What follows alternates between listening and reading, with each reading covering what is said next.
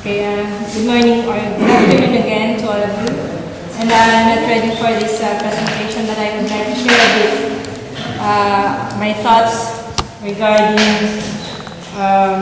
how we face the crisis and we engage on political actions in this context. And using this universalization of social security. Okay. So I just speak and we have simultaneous translation. We see in Southeast Asia, so I don't need to elaborate more on the transformative social protection or universal social protection, but I would like to share... Sorry, if you speak a little bit slowly. Okay. So I won't elaborate more on the universal and transformative social protection, but I would like to share with you the context and what triggered the social movements to push for transformative social protection in this period. As what I shared earlier, the transformative social protection became a campaign of many social movements in Southeast Asia and many parts in Asia. And this campaign is gaining ground or has begun to gain grounds after the crisis in 2008. Especially in Southeast Asia, we went through a crisis in 1997, that was the financial crisis. And social protection became a response of the governments to address the crisis. But 10 years later, we were again in another crisis. And seemingly social protection has not really addressed the problem. It has not really solved the poverty experienced in Southeast Asia or in other parts of the world, and especially in Asia, where many countries are already providing social protection programs. Well, we see that there's a problem with the framework of the governments on the implementing the social protection. As what was shared earlier, social protection was not meant to shape the market. Instead, it just strengthens the market, which is following the neoliberal economic paradigm. And we see that there is great potential in social protection if we look at it in another perspective, using a different lens, looking also at the history, why social protection programs or social welfare policies are introduced or implemented in many countries, especially in Europe, which was also shared by Francine earlier. So we see the crisis as an opportunity to challenge the prevailing system.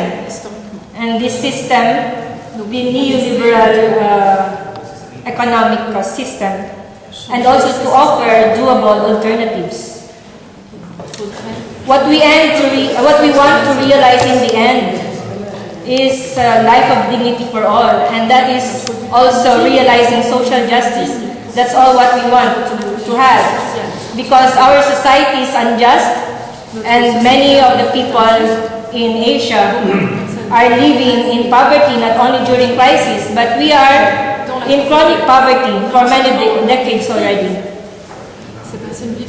And the left movements in Asia are not few. There are many left groups.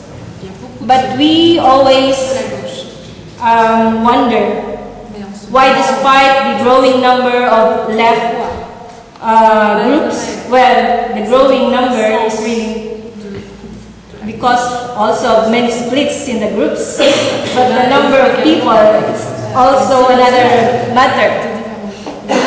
We came to understand, we want to understand and we want to address the problem. We want to change the system because it does not address our needs. What we want is to live decently, to live with dignity. It's not just to survive, it's to live with dignity. And in Latin America and many countries now, they have this buen vivir. It's living well. It's not just enough to live better, but to live well. So we want to mobilize more people to change this system in order for us to have this kind of life that we want.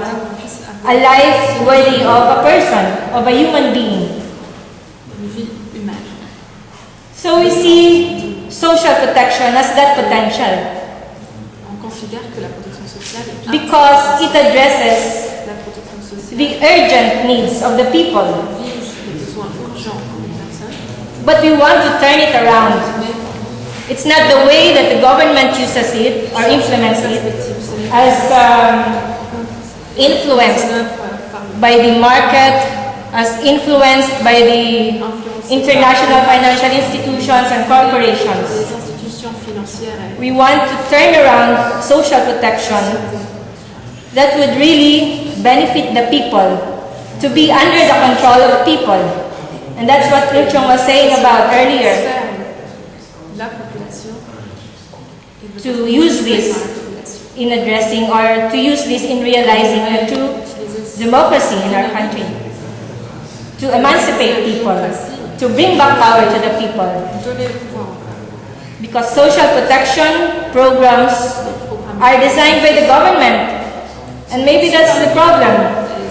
Because the people are not involved in this process. The governments just assume that these are the programs needed by the people without really involving them.